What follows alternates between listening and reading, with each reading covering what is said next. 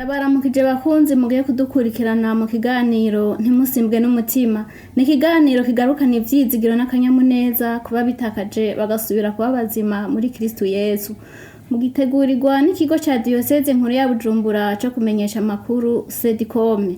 Je ngiye kubashikiriza ikiganiro ni Aline Mpawe nayo. Tugire tuganire ku vyerekeye igisabisho n'ububasha bwacu. Tukaba dufise umutumire uwo nawo si uwundi ni Patiri Viateur Ntarataze asanzwe arangurira ubutumwa muri paroisse Katedrale Regina Mundi no mu gisata cingo n'imiryango muri Diyoseze Nkuru ya Bujumbura. Patiri ndabaramukije amahoro y'Imana. Amahoro neza. Kaze hani wacu. Murakoze. Igisabisho twahawe, igisabisho c'imisi yose, igihe cose uhamagaye uti dawe arakumviriza.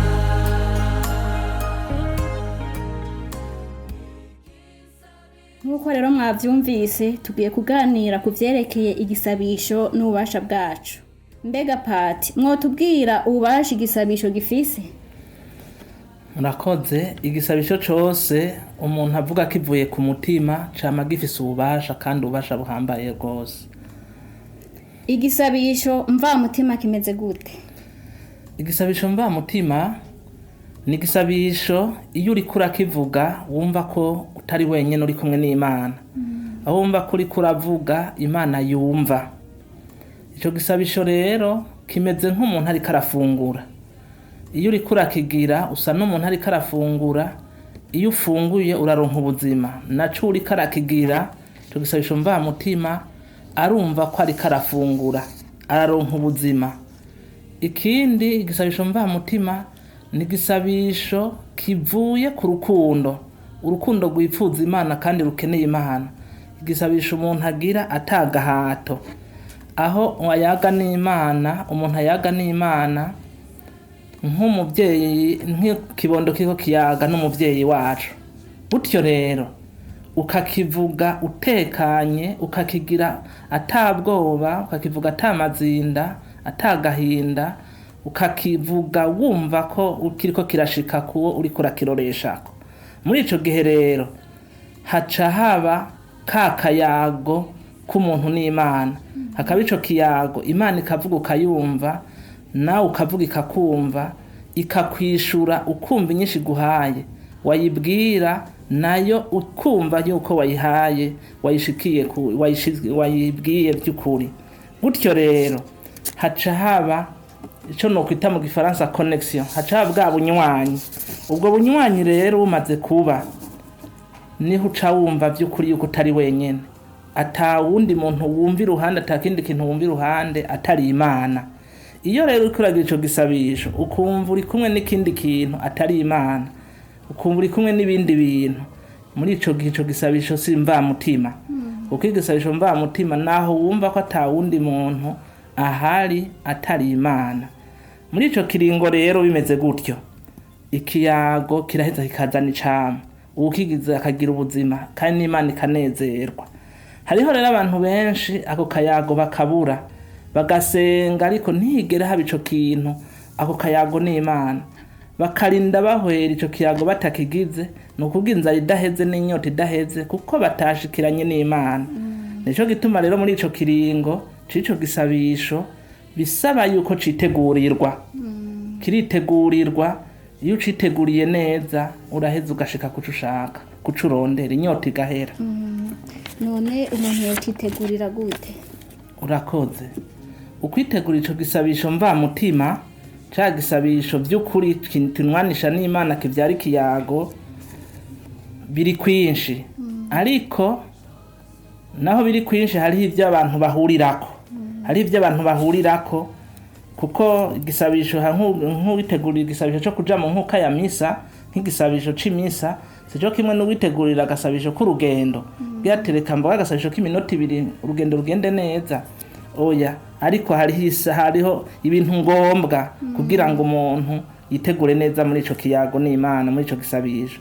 Ubwa mbere no kugira nuko umuntu agira inyota y'igisabisho, akagira inyota y'Imana, akagira ukwemera kuzuye, akwizigira yuko Imana imwishura, no guca bugufi rero, uguca bugufi no guhozako.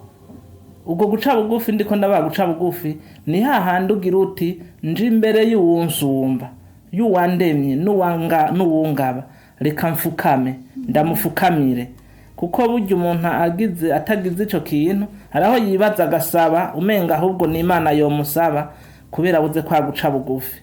Hariho kandi no gutegura kubuza ico ubwira Imana. Hariho abantu baja gusenga cyane nko mu nkuka z'imisa ugasanga agiye atazi kimujanye, nuko ico gisabisho kigira hariho ico wateguye kubwira Imana ugira uti uyu munsi Imana ikiyago tuyaga niki.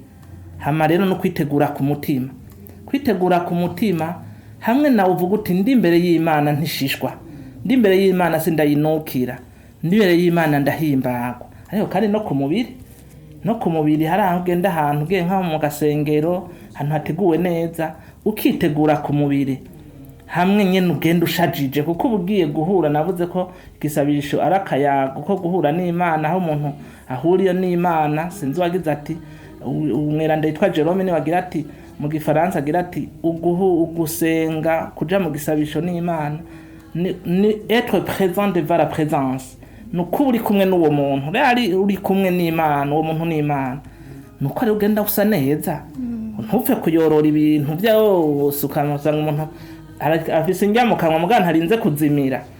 Banza uzimire, witegura ugorori agashati gase neza, agahuzu gase neza, ugende witeguye neza uberewe. Hanyuma kandi gutegura aho kivugira n'ingene ukivuga bivanye n'ingene igisabisho kimeze. Gutegura aho kivugira, niba uvuga uti nagasabisho kajeho gusa n'Imana atari benshi ari umwe, ukavuga uti ahantu reka ndahashira agashapure, ahantu reka ndahashira igitabo, ahantu reka ndahashire agatambara keza, gutyo reka ndahashire umusaraba, reka ndahashire itara ibuji, gutyo n'ibindi. Ariko kandi hari ikindi kintu ngombwa novuga nti kidahara, nuko kwitega inyishu, ugasenga witeze inyishu.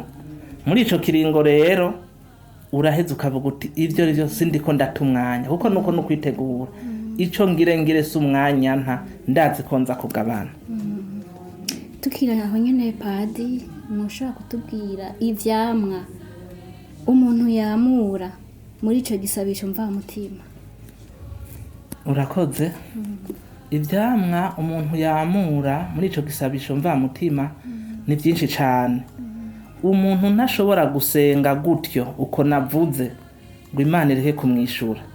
Kumbure umuntu ntashobora gushoka cabona ivyamwa by'ico gisabisho inyishu Imana imuhaye, mugabo iramuha inyishu. Ntushobora kugira ico gisabisho kibe kirekire canke kibe kigufi ngo uve ngaho onye Imana itakwishuye. Utero ni twinshi, urashobora gusenga uyu munsi ntucubona inyishu, kumbure ukibaza uti ntiyakwishuye, muga yakwishuye. Nk'ubu urashobora kuba ugomba ufata urugendo, ugomba ufate nk'urugendo, hama ukagira utereka nsenge, ugira usenge abandi nabo bakakubwira bati waducereje. Kumbure uko guteba igasanga iriko yonyene iragutegurira muri ico gisabisho ugize, iriko iragutegurira ibindi bintu. Hari abantu bagiye mu rubanza barabwira umuntu baza guhitana, basanga ari karasenga urumva yabwiye ngo ndaje ngo ndindira gatoya, hama arasenga ngo aratevye baca baramusiga. Bamusize nawe kasenga agira ati mukama urugendo ruze kugenda neza dushika amahoro. Baca baramusiga, bamusize acaripakiza agenda mu nyuma. Ya bisi bagendamwo bose abambere bagiye bamusize iciragira accident. Igize accident nawe aragenda arashika. Ashitse niwe yahavuye abura ivyabaye, kuko niwe yari responsable muri urwo rubanza byose, niwe yari kugira. Abo baravunaguritse baja mu bitaro, mugawe ko yacagisabisho yagize cyo kwikingira no gukingira urugendo. Kome bo batabigiranye nawe bakagira ati bigiza abahinga ngo ntaco barametriza ibintu barabishize ku murongo. Baravunaguritse urwo ico gisabisho, iyo ntuzi iyo ntibagiye muri urwo rubanza, ariko we waragenda mu nyuma arashika araheza byose biratungana. Umuntu yoca avuga rero ngo igisabisho ciwe none nticumviwe, carumviwe kuko iyakireka bapfa bose, ubwo rubanza ntigwari kuba. Ariko kandi igisabisho ivyamwa umuntu ashobora kugabana muri ico gisabisho mva mutima birashobora kuca biboneka ubwo nyene, urwaye agakira ingwara canke ico giza kikaca kiboneka. Ariko ivyamwa biri kwinshi, biri ubwoko kwinshi, ariko ntushobora kugira ico gisabisho mva mutima ngo hareke kuboneka icamwa, ntibikunda, ntihashobora kubura icamwa. Nico gituma nohamagarira umuntu wese kwiga kugira ico gisabisho mva mutima. Kwiga ico gisabisho ni Imana, ca gisabisho kivuye ku mutima, kuko kiratobora ibico. Nukuvuga kiratobora ibico kigashikira Imana, mbere na bya bindi abandi batasaba Imana bakabironka, bamwe badasenga bafise ubute, Imana igaha wewe ivyo yari kubaha bose, kuko wewe washiritse umwete, kuko Imana iranyota abantu bayisenga mukuri. Batayisenga barondera kirya na kiriya, banza kuyisenga nk'Imana, banza kuyisenga nk'Imana ibakunda, ibahe byose yabaremye. Hama rero bakaca baja kuca kabiri bagira bati ubu rero nanje reka ndayisaba kuko n'Imana nibigaburo, kuko nigira ati nimunsabe, ukaca utinyuka rero kuyisaba muga kwera wanje kuba umugenzi wayo.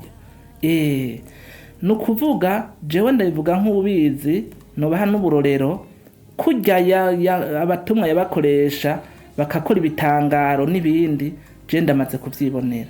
Haba ari igisabisho ciwanje canke igisabisho ngirira abandi hajyagira ati uradusabira apade, uragira ukunuko, ndamaze kubona nta kintu ndayisaba mvuga nti ndiko ndayisaba nk'Imana, ndiko ndayisenga nk'Imana yumva kandi yishura, ndabura.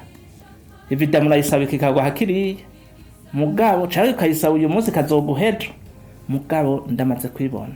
Hajya naho abakristo bagira ati uradusabira apate, uratugirira iki niki, je ndamaze kubona nk'ibisabirisho nko muri izo za evangelisation, abantu baba biteguye ku mutima bakayaga n'Imana, hama twagira ca gisabisho cyo kubasabira ko umuntu arakiza ingwara.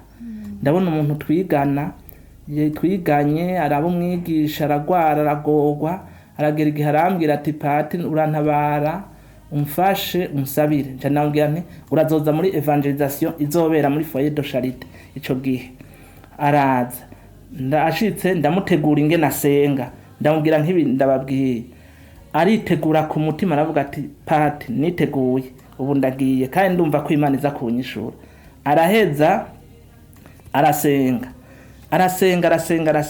Hageze rero yuko dutembereza Yezu aramukorako, amukozeko, niho haca hagera igihe rero uwo muntu turiko turavuga ati abahuye na Yezu nibashinga intahe. Yabaye uwa mbere ati je nahuye n'Imana, twabanze guhura nkiriko ndasenga jenyene, numvise ko irikiranyumva. Niho rero yacagira ati mbere aho batembereza Yezu kwarakara kanyuma ingiriye umugongo aciyukira. Yaguma agenda butaye, nje nambwira nti icerekana ko umugongo wakize ugorora, acara ugorora. Mbere yaciye agira amagendera imbere y'abantu baratwenga, ntisubira ya kabiri na yambe ntawe akubwiye ngo yagira, acaragira. Anubu akomeye nk'ibuye. Niho yacagira ati bwa bundi nahora mbeshera Imana ngo ntiyumva ntiyishura, nije nasenga nabi, nasenga ndayereka uyu mugongo, sinayereka ubuzima bwanje ngo ndayereke ko ndukibondo cayo nayari Imana yanje. Ngo nasenze ngira nti Mukama urambona, ndi kibondo cawe nawe uri Imana yanje. Ubu rero ntacu umuvyeyi umwana abura afise umuvyeyi, ndi imbere yawe ufise byose, ikintu ndagusabye gusa muri byose uyu mugongo wanje wugire neza ukiza.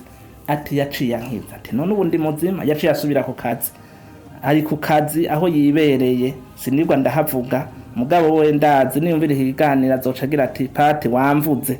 None rero mu gusozera nagire ndababwire yuko Imana uko yari iri ejo n'ubu niko iri uyu munsi, ibandanye igaragaza ububasha bwayo ku muntu ayikunda kandi ayisenga mukuri. Umuntu afata akanya ko kuyisenga akavuga ati ndiko ndasenga Imana nkunda, nayo inkunda, Imana iguma yigaragaza n'ivy'ukuri. Ngo nimusabe muzoronka. None muvukanye nyumviriza, urashaka kubona inyishu y'Imana kugisabisha uvuga, urabishaka ngibi bintu no guhamagarira kugira ngo uzobandanye ubona ikiganza c'Imana mu gihe uri kurasenga. Ubwa mbere emera Imana by'ukuri, emera ko ufise Imana, ureke kukekereza, yizigire n'umutima wawe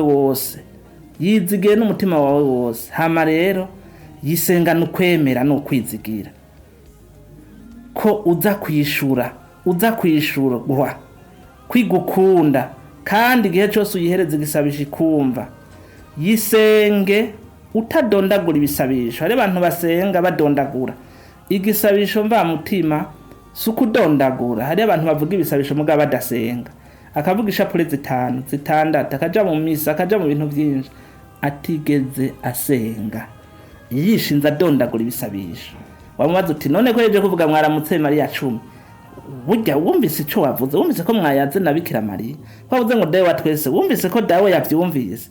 Usenga utadondagura ibisabisho, kibe gigufi mugaka ibicu bunywanyi n'Imana. Hanyuma hozako nturambirwe ngo uyu munsi ngo narabigize, ngo ejo nabigize, ngo hirya ejo nabigize, ngo nagiye hariya, ngo ndaja mugera, ngo ndaja hehe. Gumiza ko kijya gisabisho cyose ugira ni nk'imvura igwa mu murima iratanga icamwa. Reka gututora nkuko womengo haraho Imana itari. Wabuze uti ndakwizigiye ndagusenga ukugumizako, rindira no kwemera inyinshi Imana izoguha nkayobi. Rindira no kwemera kukugira uti nabivye ndazi igiterwa kizomera kandi kizama kandi nzosoroma. Urindira no kwemera, hanyuma yihindukiye n'umutima wawe wose. Ntuyisenge gusa ugira uti ico dupfara ni kijya gisabisho. Yihindukira ugumura umukunzi wayo nk'umwana wo mu nzu. Niyo wagira ivyo ndabikubwiye, jewe uzobumbwira ivyamwe uzobibona kandi bucubibona. Yisenge nk'Imana igukunda kandi nawe uyikunda, nk'umuvyeyi akundana n'umwana wiwe. Jewe ndazi yuko ari uzombwira uti pati bimwe avuga n'ivy'ukuri n'impamo, nawe uzoshingira abandi ntaye. Mbere ni wasaba ibigize, ni wagira ivyo usaba ukaronka uzompekwa, kuko ndazi ko bucuronka. Tugire Kristu. Murakoze. Naganze Kristo. Ndabashimiye patiri ko mwashoboye kwitaba ubutumire bwacu. Tukaba tubashimiye kw'iyo nyigisho y'ububasha bw'igisabisho n'ivyamwa vyacu. Abahora bagira ati ntituzosubira gusenga, twarasenze ntitwishuwe, ubu barumvise ko ari uguhozako. Yego, turabashimiye. Murakoze. Kandi ndabashimiye.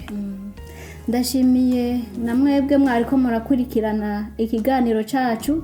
Tukaba tuzosubira mu kiganiro kizokurikira, mukaba mwari kumwe na jewe mpawe nayo ari